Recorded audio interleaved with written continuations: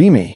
44, tenured associate professor of gender studies at University of Wisconsin-Madison. Making $89,000 plus, full benefits package. Been teaching here for 12 years. This is major research university, Big Ten school, 45,000 students. Madison is progressive college town, perfect environment for my work. I teach courses on feminist theory, gender and society, masculinity studies. Built my entire academic career on analyzing patriarchal systems. Published 2 books on toxic masculinity and gender performance. Known on campus for being outspoken, challenging, demanding. My courses are considered difficult but important for student development. Take pride in pushing students out of their comfort zones, making them question assumptions about gender, power, privilege. Especially male students, they need the most work usually. Most come from suburban backgrounds, raised with traditional gender norms. My job is to deconstruct those norms, show them how they perpetuate harm.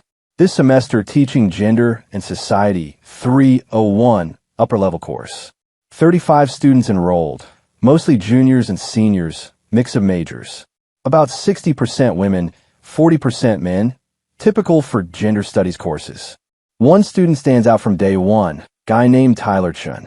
He's 21, junior majoring in engineering, taking course as elective. Sits in back row, always on time, takes notes during lectures. But I can tell from his body language he's resistant to the material. Arms crossed during discussions about male privilege. Skeptical expression when we discuss patriarchal violence. Doesn't raise his hand much, but when he does, asks challenging questions. Week 3, we're discussing toxic masculinity in media representation. Analyzing how action movies perpetuate harmful masculine ideals. Violence as conflict resolution, emotional suppression, dominance over women. Tyler raises his hand. I call on him, expecting resistance. I'm wondering if we're being too reductive about masculinity in general. What do you mean by reductive? I mean, are all expressions of traditional masculinity automatically toxic? Can you give an example of what you consider non-toxic traditional masculinity? He thinks for a moment, choosing words carefully. Like, my dad is pretty traditional, works hard, provides for family. He's protective of my mom and sister, but in a respectful way. That protective instinct, is that automatically toxic? Can see where this is going? Classic defense of patriarchal behavior. The protective instinct you're describing stems from assumption women need protecting, that they're inherently vulnerable and men are inherently stronger. That's a patriarchal framework that limits both genders. Tyler nods, but doesn't look convinced. But what if it's just caring about someone's safety? Like, I walk my girlfriend to her car at night because campus isn't always safe. Is that toxic masculinity or just being a good boyfriend? Other students are watching this exchange with interest. The fact that you frame it as your responsibility to protect her, rather than addressing why campus isn't safe for women in first place. That's where the problematic thinking lies. Tyler looks frustrated, but doesn't argue further. Make note of his resistance to course concepts in my teaching log.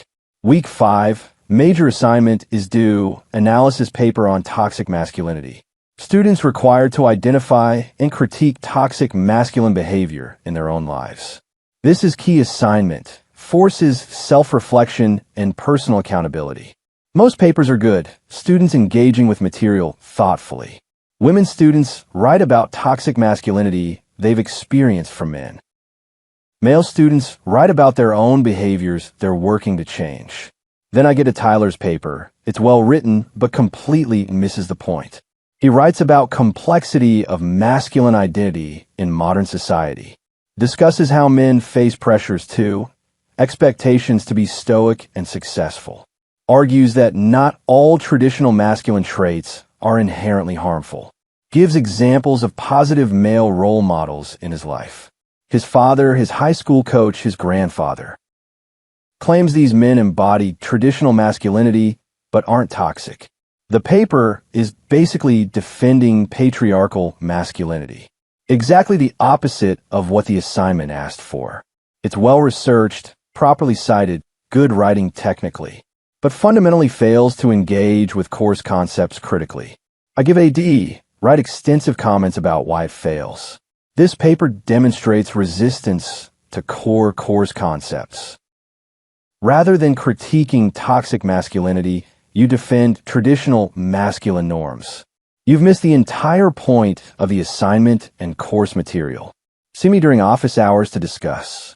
Tyler comes to office hours the next week. He's polite, but clearly upset. Professor, I'd like to understand the grade on my paper. I spent a lot of time on it, and I thought I engaged with the topic. You engaged with it, but from defensive rather than critical perspective. I don't understand. I wrote about masculine identity and its complexities. The assignment was to critique toxic masculinity in your own life. You wrote a defense of traditional masculinity instead. He pulls out the assignment sheet, reads it carefully. It says analyze toxic masculinity and its impact. I analyzed it and argued that not all traditional masculinity is toxic. That's the problem. You're supposed to recognize it as harmful, not defend it. Tyler is quiet for a moment, processing this. So I got a D because I disagreed with the premise. You got a D because you failed to critically engage with course material. But I did engage. I just reached a different conclusion than you wanted. The conclusion you reached demonstrates you haven't understood the material. He's frustrated now. I can see it in his face. I read all the assigned texts, attended every lecture, wrote a research paper. I just don't agree that all traditional masculinity is toxic. That's exactly the kind of thinking this course is designed to challenge. So I have to agree with you to get a good grade. You have to demonstrate understanding of feminist theory to pass the course. Tyler leaves my office clearly unhappy with the explanation. Make note in my records about his continued resistance to course concepts. Week 7, in-class discussion about male privilege and accountability. We're discussing how men benefit from patriarchal systems, even unconsciously. Tyler raises his hand again. Here we go. I have a question about the concept of male privilege. Go ahead. Does it account for other factors like race and class? Like, does a poor white man have more privilege than a rich black woman? This is common derailing tactic. I've seen it before. We're discussing gender privilege specifically, not intersectionality today. But don't these things intersect, like the reading from last week said? We'll cover intersectionality more deeply in next unit. Right now, focus on understanding male privilege as a concept.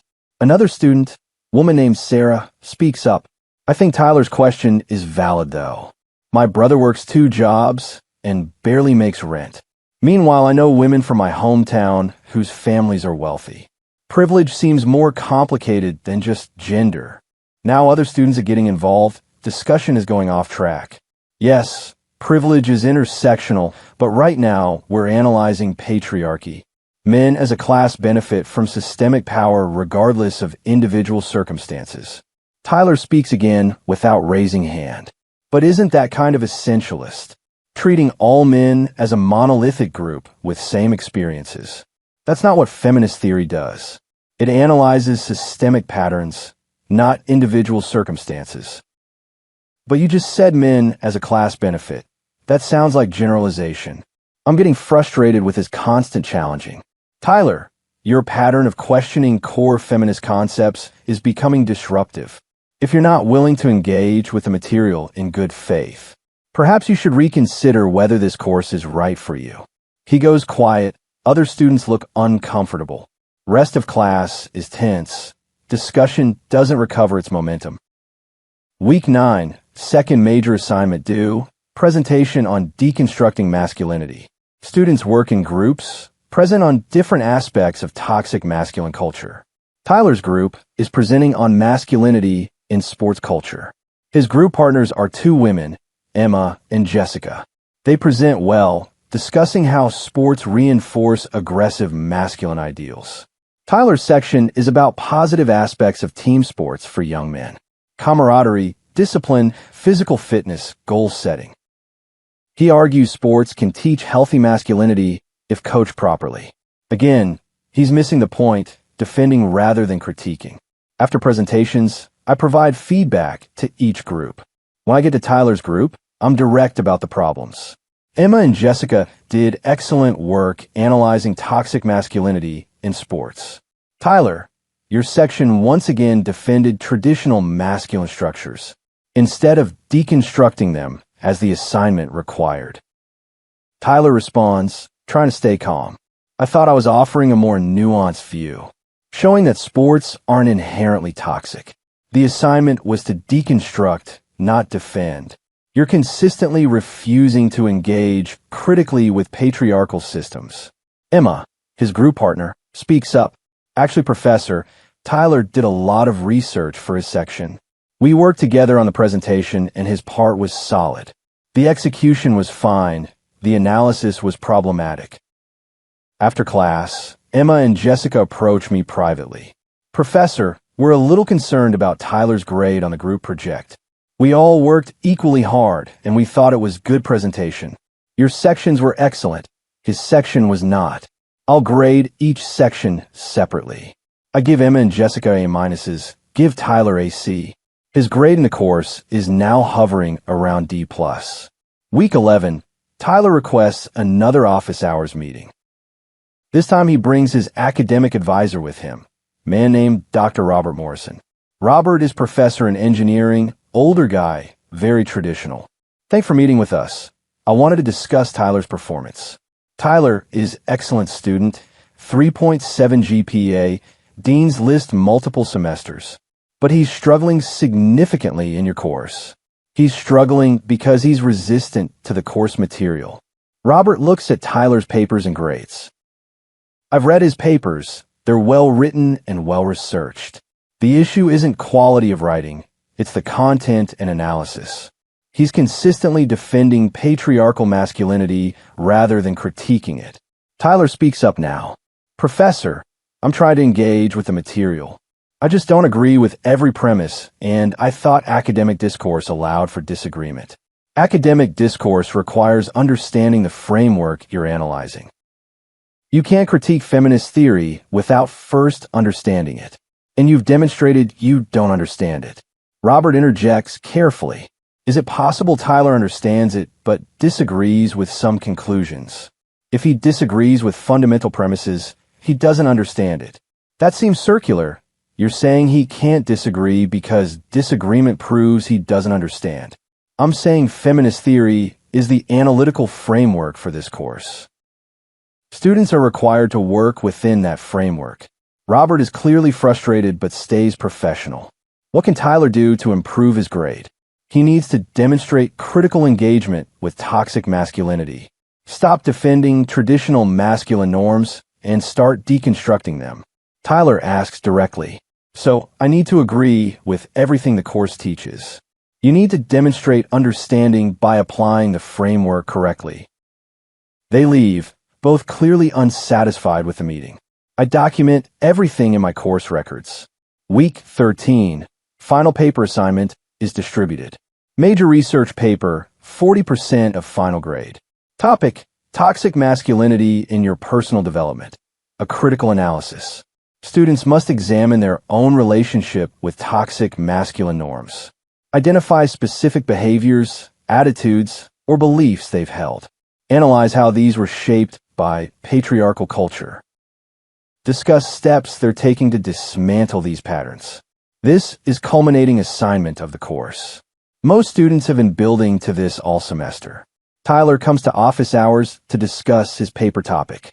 I want to make sure I understand what you're looking for. I need you to critically examine toxic masculinity in your own development. What if I don't think I've engaged in toxic masculinity? Everyone raised in patriarchal society has internalized these norms. Your job is to identify and analyze them. But what if through honest self-examination I don't find that? Then you haven't examined honestly enough.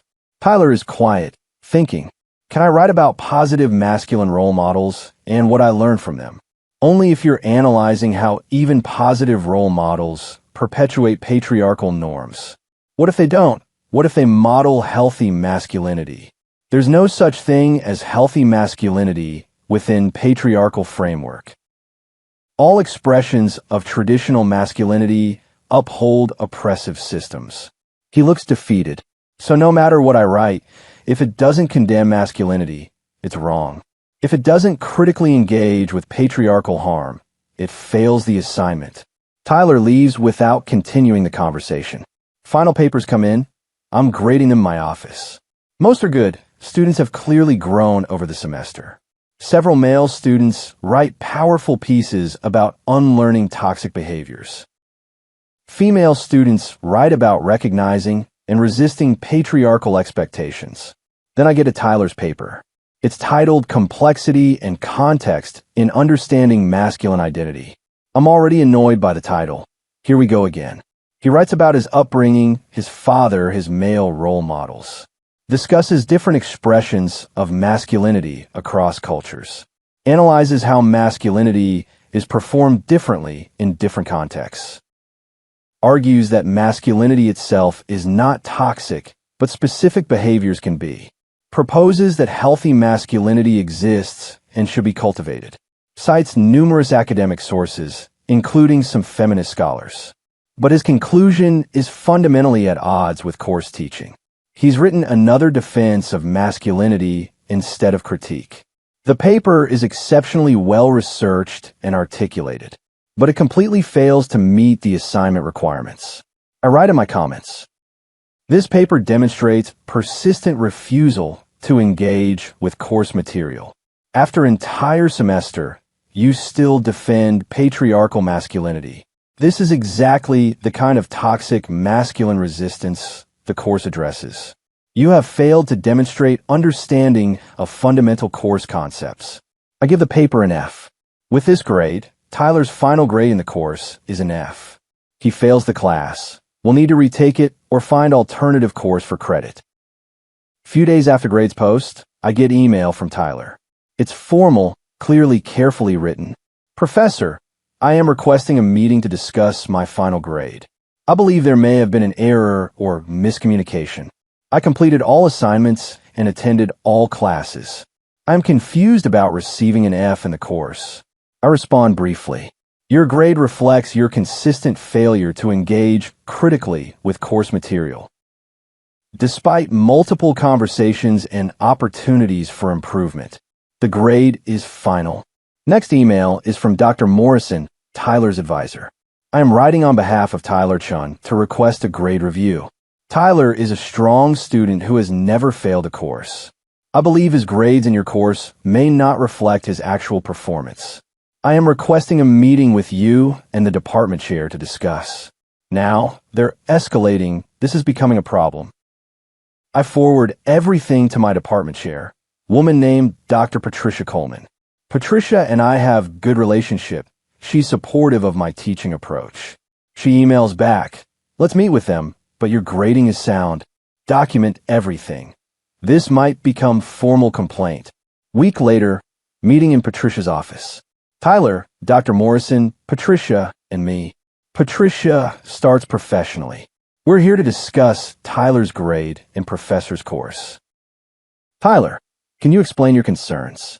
Tyler has prepared a statement, reads from notes. I completed every assignment, attended every class, participated in discussions. I spent significant time on all papers and presentations.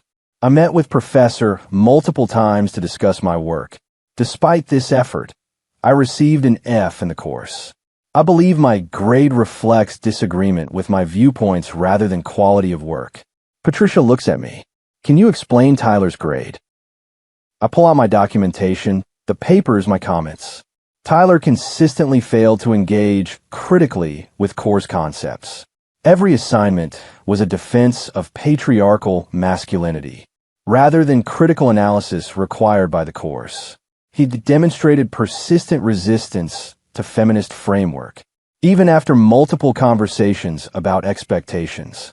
Dr. Morrison speaks up. I've read Tyler's papers. They're well-researched and well-written. The issue seems to be ideological disagreement, not academic quality.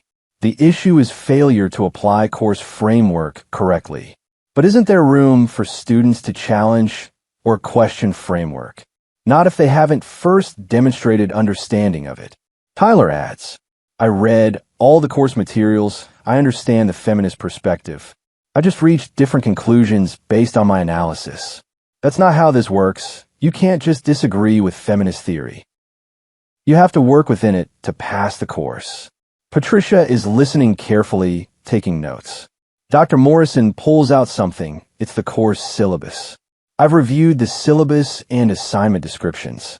None of them explicitly state that students must agree with feminist theory. They say students must analyze and engage with concepts. Tyler did analyze and engage. He just didn't reach the conclusions you wanted. I'm getting frustrated now. The entire course is built on feminist framework.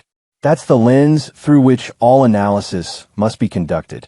Students don't get to just opt out of the framework. Patricia interjects. Were students told explicitly they must reach specific conclusions? Or were they told to engage critically with the material? Critical engagement means working within the framework, not rejecting it. Tyler speaks again, more emotional now. I try to do what you asked. I just couldn't honestly write that all masculinity is toxic or that my father is perpetuating patriarchy. He's a good man who loves his family and works hard. I can't call that toxic just to pass a class. That's exactly the kind of defensive response that proves you haven't learned anything. Dr. Morrison is firm now. This sounds like you're requiring students to adopt your personal beliefs, rather than demonstrate understanding of academic concepts. I'm requiring them to correctly apply feminist analytical framework. Tyler applied a framework, just not the one you wanted. Meeting ends without resolution. Patricia says she'll review everything. Over next week, Patricia examines all my grading documentation. She also has Tyler's work reviewed by another gender studies professor. Colleague of mine, Dr. Lisa Warner, known for rigorous standards. Patricia calls me to her office. She looks concerned. I've reviewed Tyler's work with Lisa. We both agree his papers are well-researched and thoughtfully argued. They don't meet the course requirements. That's where we have a problem. The assignment descriptions don't explicitly require agreement with feminist conclusions. They require critical analysis using feminist framework. Tyler did use feminist framework. He just critiqued it rather than applied it uncritically. Can't believe Patricia is taking his side. So you're saying students can just reject feminist theory. I'm saying they can engage with it critically, even skeptically, as long as they demonstrate understanding. Tyler's work shows he understands the concepts. He just disagrees with some conclusions. Disagreement with feminist theory in a gender studies course should be failing. Only if it demonstrates lack of understanding, not if it demonstrates critical thinking. Patricia continues carefully. I'm concerned your grading may have been based on ideological conformity, rather than academic performance. I need to change Tyler's grade. Feel like I've been punched. You're overriding my academic judgment. I'm correcting what appears to be biased grading. Based on review of his work, he should have received A/B. His work demonstrated good understanding and analysis, even if his conclusions differed from yours. Patricia changes Tyler's grade from F to B in the system. I'm furious, feel completely undermined. This sets terrible precedent. Students can just reject feminist theory. A few weeks later, start of new semester, I get called to Dean's office. Dean of College of Arts and Sciences, man named Dr. James Patterson. He's old school academic, been dean for 15 years. Patricia is there too. This is serious meeting. Thank you for coming. We need to discuss the Tylerton situation. I thought that was resolved. Patricia changed his grade. It's been resolved for Tyler, but there are broader concerns. Dean pulls out a file. It's thick. Tyler filed a formal grade appeal that went to university committee. The committee reviewed your course and grading practices. They found problems beyond just Tyler's grade. He shows me the report.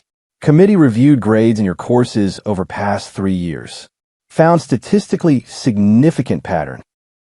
Male students receive substantially lower grades than female students, even controlling for participation and assignment completion.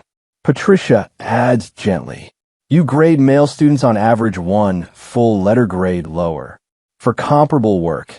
That's because male students demonstrate more resistance to course concepts, or because you grade them more harshly for not conforming to your views. Dean continues. Committee also reviewed your assignment descriptions. Found several that explicitly penalize students for disagreement, rather than measuring understanding. I measure their understanding by whether they correctly apply framework, but you define correct application as agreement with your conclusions. That's ideological enforcement, not education. Can't believe this is happening. Are you telling me I can't teach feminist theory critically? We're telling you that you can't fail students for disagreeing with you, even if they demonstrate understanding of the material. Dean looks uncomfortable with what he has to say next.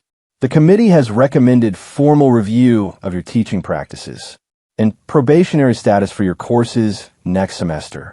Another faculty member will review your syllabi and grading. This is humiliating attack on my academic freedom. This is because I challenge male students on their privilege. This is because you've been grading students based on ideology, not academics. Walk out of that meeting devastated. Spend winter break thinking about the accusations. Review my own grading records honestly for first time. Look at male students versus female students in my courses. The pattern is there, undeniable once I actually look at it. Male students' average grades, C+. Female students' average grades, B+. But in my mind, I was just holding them accountable. Male students needed to work harder to overcome their socialization. Except I never actually articulated that standard clearly. I just graded them more harshly when they didn't parrot back my views. Spring semester starts. I'm on teaching probation. Dr. Warner is assigned to review my courses and grading. She sits in on my classes, reviews my assignment descriptions. After 3 weeks, she meets with me privately. I need to talk to you about your teaching approach. What about it? You're conflating agreement with understanding. Students can understand feminist theory without agreeing with every conclusion. If they understood it, they would agree with it. That's not how academic inquiry works. We teach students to think critically, not to adopt our beliefs. She shows me examples from my classes. This week you told a male student his question was displaying toxic masculinity because he asked whether biological sex differences might influence behavior. That's a legitimate scientific question, even if you disagree with the premise. It's biological essentialism that feminist theory rejects. But shutting down the question doesn't teach him why. It just tells him his question is forbidden. Lisa continues with more examples. You told another student that his paper failed because he defended his father who works 2 jobs to support his family. You called that patriarchal oppression of women. It is the male breadwinner model is patriarchal, but you didn't engage with his actual argument. You just labeled it problematic and gave a low grade. She's right. I can hear it now. I thought I was teaching them to recognize oppressive systems. You were teaching them that disagreement equals failure. Those are very different things. Lisa gives me feedback on revising my teaching approach. Over the semester, I try to implement changes. Grade based on understanding rather than agreement. Allow students to question and challenge concepts. Engage with their arguments rather than dismissing them. It's uncomfortable, feels like I'm compromising my principles. But grades start to balance out between male and female students. End of semester, Lisa reports to Dean that I've improved. But by then, damage to my reputation is done. Students talk, word spreads about the Tyler Chin case. Male students start avoiding my courses entirely. Enrollment in my classes drops significantly, from 35 students per course to 15 to 20. Almost all women, male enrollment is nearly 0. Department notices, Patricia calls me in. Your enrollments are way down, especially male students. Your courses are required for gender studies majors, but male students are finding alternatives or switching majors. Try to rebuild over next year, but it's difficult. Students who do take my courses are nervous. Male students are constantly worried about grades. Ask for explicit rubrics, written criteria, everything documented. The trust is gone. They don't believe I'll grade them fairly.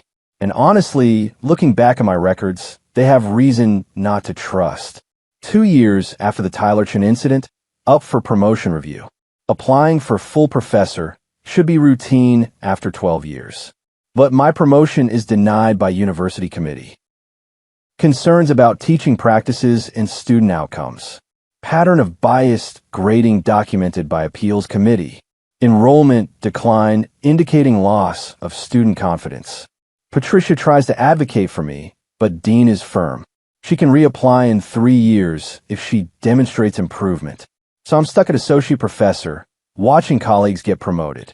Some with worse publication records, but better teaching evaluations. 3 years later, I'm 47, still associate professor. Still teaching smaller classes with mostly female students. Tyler Chin graduated, went on to engineering graduate school. Successful career, no long-term damage from the grade dispute. But for me, career has stalled out. From rising star in gender studies to cautionary tale. About what happens when ideology overtakes education. When grading becomes enforcement rather than assessment. When we teach students what to think rather than how to think. Sit in my office looking at my old course evaluations. Before Tyler Chin incident, students said I was challenging and eye-opening. After, they say I'm biased and closed-minded. Both describe the same teaching, just different perspectives. Think about Tyler's paper, the one I gave an F. Read it again now, 3 years later, with different eyes.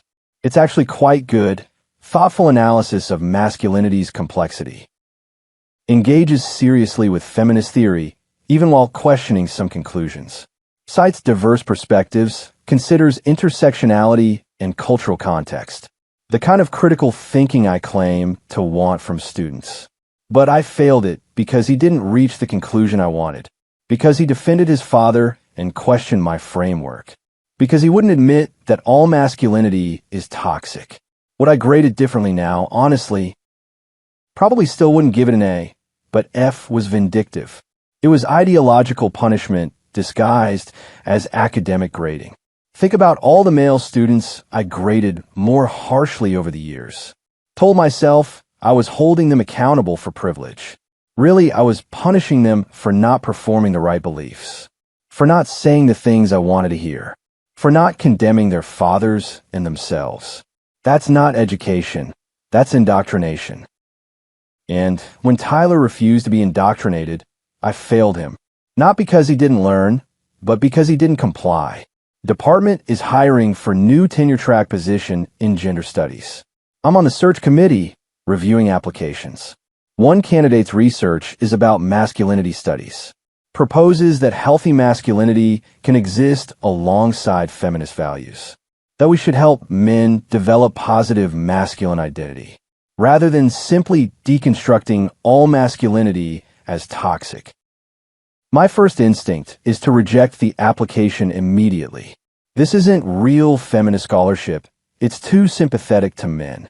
But I stop myself, think about Tyler's paper, about how I dismissed anything that didn't match my ideology. Maybe there's value in diverse perspectives within feminism. Maybe I've been the closed-minded one. Vote to interview the candidate, gets hired eventually, brings different perspective to department, students respond well. Especially male students who start enrolling in gender studies again. Not taking his courses with me, though, they still avoid those. Reputation is permanent, can't rebuild trust that was broken. Now I'm 48, still associate professor, probably will be until retirement. Never made full professor, career advancement is over. Still teaching, but to smaller audiences with less impact. Known in my field, not for my scholarship, but for the Tyler Chin case. Cited in articles about academic freedom and ideological grading. Used as example of what professors shouldn't do. How feminist teaching can become authoritarian. When criticism of patriarchy becomes intolerance of dissent. Sit in department meetings listening to younger colleagues discuss teaching. They talk about creating space for disagreement and diverse perspectives. About grading based on understanding, not conformity. about engaging with students' ideas rather than dismissing them. This is all because of cases like mine. Universities learned they need to protect students from professors like I was. I helped create the very oversight I now resent. Sometimes see Tyler on campus. He's back for alumni events. Successful engineer, married now, seems happy. He doesn't avoid me, actually waves politely when we pass. No bitterness visible. He moved on from the whole thing. I'm the one who can't move on, stuck with the consequences of confusing education with conversion, of treating grades as punishment for wrong think, of failing a student not because he didn't learn, but because he didn't believe. That's what destroyed my career and my credibility. Not Tyler's resistance, but my intolerance. Not his failure to understand, but my failure to teach. Not his toxic masculinity, but my toxic pedagogy. Still believe in feminism. Still believe in gender justice. Still think patriarchy needs to be challenged and deconstructed. But now understand that teaching means opening minds, not closing them, not enforcing orthodoxy, not failing students who think differently, even when that thinking makes me uncomfortable. That's the lesson Tyler tried to teach me, that I failed to learn until it cost me everything. My reputation, my promotion, my credibility. All because I couldn't tolerate disagreement, couldn't accept that good men exist, couldn't allow that masculinity might be complex. Now I'm here, 48, stuck at associate professor, teaching smaller classes to wary students, while colleagues advance and my career stagnates. All because I failed a student for refusing to call his father toxic, for defending masculinity instead of condemning it, for thinking critically instead of correctly. That's my legacy in academia now. The professor who failed a student for disagreeing, then got her career derailed when it was exposed. Still teaching, but never recovering.